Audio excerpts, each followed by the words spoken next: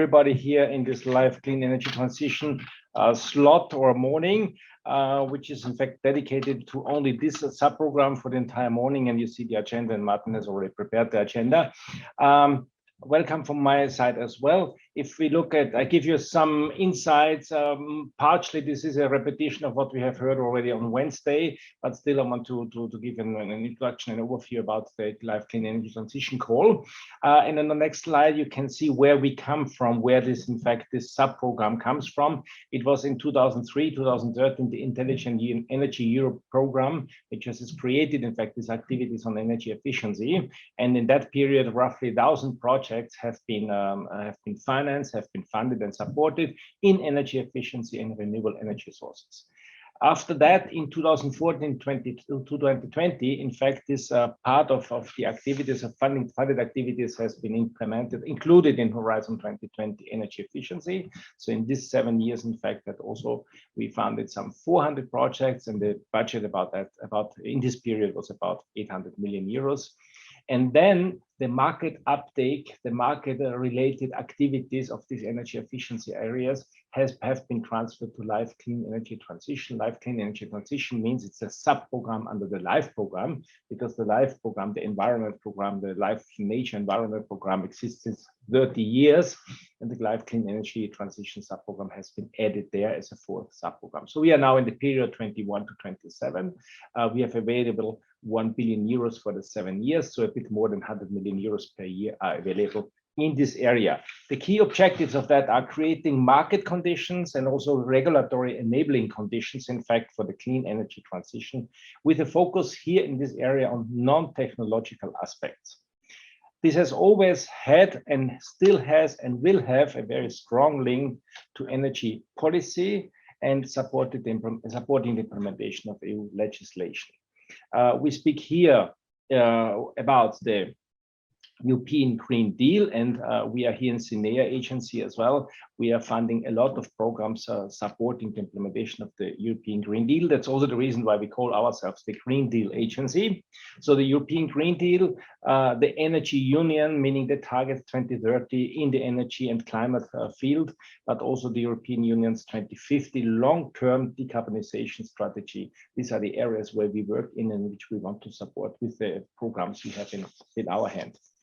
The next slide, we see a short overview about the unit. So with very nice photos here. So we are a unit with 2 sub-programs. I said that before already, the Clean Energy Transition sub-program and the Live Climate Action sub-program. Live Climate Action was on the agenda yesterday afternoon or around lunchtime. Both have a similar budget of around 1 billion euros over the 7 years. We have here in our unit 40 highly experienced collaborators and colleagues. And you will later see from them the insights in the project topics, in the various core topics, in fact, in the dedicated breakout rooms, as Martin has already indicated. Needless to say, in fact, that we share the same interest, you as applicant, but we are here as, in fact, collaborators in CINEA, working together, of course, with the European Commission, mainly DG Energy.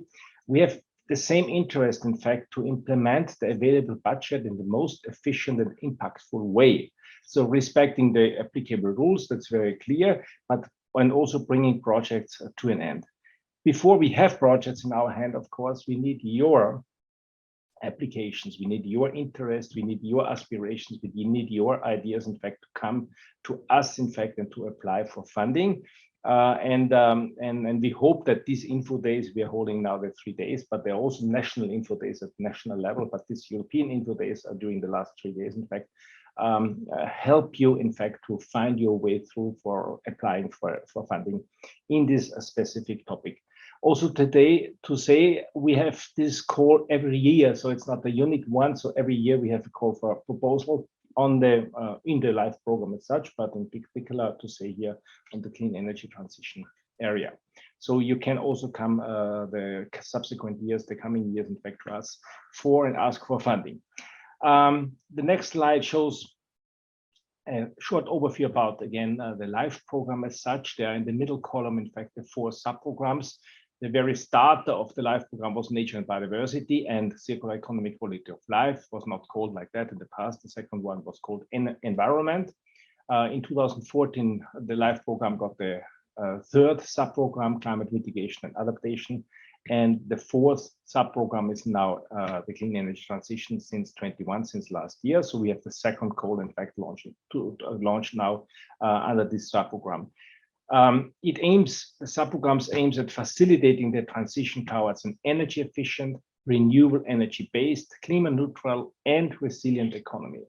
We are engaging typically with, before the slides still, we're engaging typically with multiple small and medium-sized stakeholders, multiple actors, in fact, local and regional public authorities and non-profit organizations, but as well with consumers. On the next slide, you see the LIFE Clean Energy Transition intervention areas. So we have 5 intervention areas, which are then, in fact, broken down to the 18 core topics, which have been published on Tuesday. Intervention areas, the first one is building a policy framework at national, regional, local level. The second one is accelerating technology rollout, digitalization, new markets, services, and business models. The third one is attracting private finance for sustainable energy, because public finance alone will not be sufficient to do all that what we intend to do, or what should we have to do, in fact. The fourth one is, in fact, supporting the development of local regional projects. So really a kind of technical assistance to projects, to carry out projects at local and regional level. And the fifth intervention area is concentrating on citizens, so empowering citizens, including also here tackling energy poverty. So citizens-oriented area. The next slide shows us, in fact, what we do. On the left-hand side, we are aiming at breaking market barriers, changing market conditions and regulatory fundamentals. We are improving governance and capacities at all levels, local levels, regional levels, national levels, European levels. Mobilizing investment, access to finance is also very important there, and innovative approaches, in fact, to support directly the uptake of the relevant legislation, which I referred to already now. And on the right-hand side, you see, in fact, the policies, which in fact are the area where we want to work for, helping implementing them. You see, in fact, in the green bullets there, the European Green Deal again, and then the sum of related activities, or activities like Fit for 55 or energy efficiency first principles, or the renovation wave, just to name a few of them. And then in yellow, see the Repower EU communication. This has been published this Wednesday, so 2 days ago, in fact, with revision of targets, how to finance the transition, so, and recovery, related recovery plans. So this publication of Wednesday is an answer, in fact, now to the existing crisis provoked by a war in Europe, and leading to energy market disruption. And we have to try to remove our dependence on Russian fossil energy sources, and at the same time, tackling also the worldwide climate crisis. And this goes hand in hand now. The measures in the Repower EU plan respond to this ambition through energy savings, diversification of energy supplies, and accelerating the rollout of renewable energy to replace, as I said before, the fossil fuels in homes, industries, but also in power generation. The LIFE call as such, which has been published, as I said, on Wednesday, is on the next slide. Some key data there again. We opened it on Tuesday, the 17th of May. The deadline to note is really 16th of November, so there's ample time to prepare an application for that. We have, as I said, roughly 100 million euros available for that. There are 18 core topics which will be further explained and also open for questions in the parallel sessions later on. We speak here about the type of grants called coordination and support actions.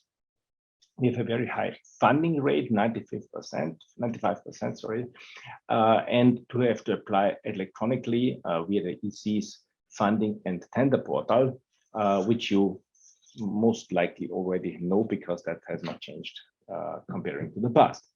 And the next slide is, in fact, once more speaking about what are coordination and support actions. A predefined scope, this again, I speak about the 18 core topics. They have been published, so they're available. It's very much top-down approach where the Commission indicates, in fact, in which areas we wish to expect your applications. So further details are in the published documents in the sessions to come. Core requirements, they are particularly close to align to EU energy policy agenda. And the funding topics are supporting directly the uptake, implementation of EU legislation targets and initiatives, but also supporting by giving policy feedback to the DG, to the Commission, also supporting future policy developments. We are also involving addressing very different target groups who are the clients under this call. And here we speak notably about public authorities, citizens associations, sustainable energy think tanks, importantly, market stakeholder, very important. And here representing, for instance, the large industries, but also SMEs, including technology providers. We are also orientated to buildings and housing sector and to the finance industry. You see here transnationality, that's a requirement in this call for the majority of projects, not for all, but the majority of projects require a transnational element in it, meaning involving applicants or beneficiaries from various member states. So the majority of the projects have a significant geographical outreach.